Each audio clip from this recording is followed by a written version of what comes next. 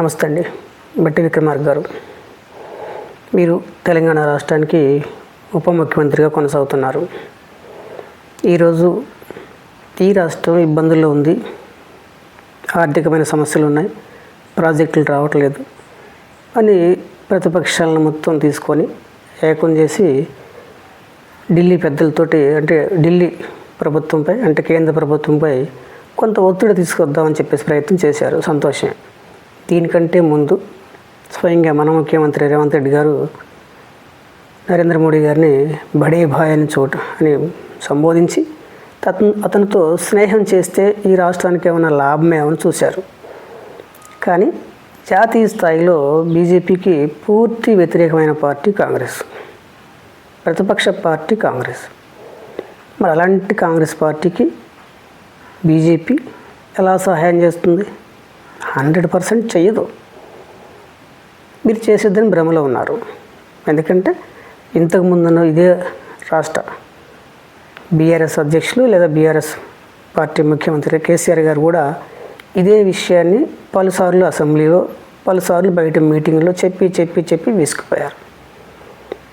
సరే, వాళ్ళంటే ప్రాంతీయ పార్టీ, మీరు జాతీయ పార్టీ, మీకు అసలే సహాయం చేయదు. ఈ విషయం తెలిసి బడే బాయ్ చోటే బాయ్ అని తిరిగి ఎందుకంటే వృధా ప్రయాస?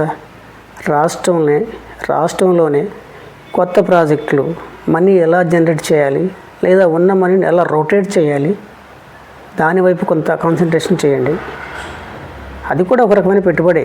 ఉన్న మనీ రొటేట్ అయినా కూడా పెట్టుబడి కింద లెక్క. దాని ద్వారా కూడా జీఎస్టీ వసూలు చేయొచ్చు. రిజిస్ట్రేషన్ శాఖ నుండి బోల్డ్ డబ్బు వస్తుంది. అది కూడా పెట్టుబడి కిందకే వస్తుంది. ఇక రాష్ట్రంలో ఉన్న ప్రతిపక్షాలు అంటారా, వాళ్ళు అసలే చేయరు మీ కోఆపరేషన్. ఒకవేళ రాష్ట్రం కోసం అందరం ఢిల్లీ వెళ్ళి మాట్లాడదాం అనుకుంటే మీతో పాటు వస్తే ఉండొచ్చేమో. కానీ సహజంగా ప్రతిపక్షంగా వాళ్ళ పాత్ర ఏంటి అంటే, రాష్ట్రంలో ఉన్నటువంటి పార్టీ ఎప్పుడు ఫెయిల్ అయిద్దా, వాళ్ళు మనం తప్పుపడదామా, ఈ పార్టీ ఎప్పుడు ఫెయిల్ అయిద్దా వాళ్ళని మనం వెళ్ళి చూపిద్దామనే ప్రయత్నం జరుగుతూ ఉంటుంది తప్ప, ఈ పార్టీ సక్సెస్ఫుల్గా పనిచేయాలని చెప్పేసి మీ వెంటే వాళ్ళు తిరుగుతారని కూడా మీ భ్రమ. మీరే చేయాలి దీన్ని, ఈ రాష్ట్ర అభివృద్ధిని మీరే చేయాలి. లేదా సరెండర్ అయిపోయిన ప్రజలకు మేము చేయలేమని. ఇంకో విషయం చెప్తున్నా. ఇంకో విషయం ఏంటంటే, కేసీఆర్ గారిని ఒక మాట అన్నారు ముఖ్యమంత్రి గారు. ఏమని? ముందు కట్టెపట్టుకోకుండా నిలబడి చూద్దామన్నారు. ఏమండి, కట్టే నీకు అడ్డం అనుకుంటే జైపాల్ రెడ్డి గారు ఎట్లా నడిచారండి? ఆయన, కరుణానిధి, జయలలిత, ఆఖరికి మహాత్మా గాంధీ, జాతిపిత మహాత్మా గాంధీ కూడా కట్టె సహాయంతోనే తిరిగారు. ఎందుకని?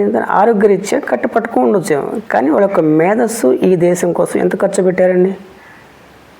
దాని దృష్టిలో పెట్టుకుని మాట్లాడదు తప్ప ఒక చిల్లరగా చీప్గా, అంటే ఒక రాష్ట్ర ముఖ్యమంత్రి ఆ రకంగా మాట్లాడడం తప్పు. మీరేమో ప్రతిపక్షంగా మాకు సలహాలు సూచనలు ఇవ్వని మీరు అంటారు. ఇంకొక మంత్రి గారు ఏమో ఎవరి సూచనలు మాకు అవసరం లేదు, మేము ఇది అని ఇంకొక మంత్రి అంటారు. చూస్తే ఏమైనా ఉందా అంటే ఏం లేదు, అట్రఫ్లాప్ అవుతున్నారు, ఫెయిల్ అయిపోతున్నారు. ఎందుకు ఈ పరిస్థితి? అహంకారం 2 సంవత్సరాలకి నెత్తినెక్కేసింది. అహంకారం అనేది 2 సంవత్సరాలకి నెత్తినెక్కేసింది. మరి ఈ రకంగా ఉంటే మొన్న తీర్మానం మల్లన్న ఆయన ఒక పోల్ పెట్టాడు, కాంగ్రెస్ పార్టీపై ఎంతమంది అనుకూలంగా ఉన్నారు, ఎంతమంది వ్యతిరేకంగా ఉన్నారని. చూశారు మీరు ఎంతమంది వ్యతిరేకంగా ఉన్నారు. స్వయంగా మీరు పెట్టిన పోల్ కూడా అదే పరిస్థితి. అయినా కూడా ఇంకా నేను అది ఇది అని తొడగొట్టుకుంటే చేసేది ఏం లేదు. రాష్ట్ర ప్రజలు చూస్తున్నారు, చూశారు ఇప్పటికే 2 సంవత్సరాలు, ఇంకా చూడలేరు. ఇక ఇలాంటి టైంలో మీరు స్థానిక సంస్థల ఎలక్షన్స్ అని ముందుకెళ్ళండి. ఒకసారి మంచి రిజల్ట్స్ మీరు చూస్తారు. ఇప్పటికైనా గర్వం వేడండి.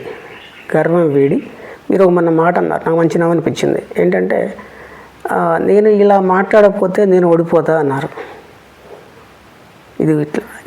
ఇలా మాట్లాడకపోతే నేను ఓడిపోతా అన్నారు. సరే, మాట్లాడండి. ఎందుకంటే రాజకీయాల్లో దూకుడు స్వభావం ఉండటం చాలా మంచిది. ఆ దూకుడు స్వభావం ద్వారా మీరు ఇవాళ ముఖ్యమంత్రి అయ్యారు. అంతే దూకుడు స్వభావం ద్వారా కేసీఆర్ గారు ముఖ్యమంత్రి అయ్యారు. అంతే దూకుడు స్వభావంతో ఇప్పుడు మీ పార్టీ నుంచి సస్పెండ్ అయిన ఎమ్మెల్సీ తీర్మానం వలన అంతే దూకుడు స్వభావంతో వస్తున్నాడు. సరే, ఇవన్నీ పక్కన పెట్టండి. కానీ అసెంబ్లీలో ఉన్నప్పుడు ప్రతిపక్ష పాత్ర వాళ్ళు పోషిస్తారు, అధికార పార్టీ పక్షం మీరు కూడా పోషించాలి. సబ్జెక్టుపై గ్రిప్ పెంచుకోవట్లా. చూసేవాళ్ళకి అనిపిస్తుంది, పూర్తి తెలుస్తుంది సబ్జెక్ట్ ఎవరి దగ్గర ఉంది ఎవరి దగ్గర లేదు అని. సబ్జెక్ట్ పెంచుకోండి, రాష్ట్ర ప్రయోజనాలు కాపాడండి. Thank you.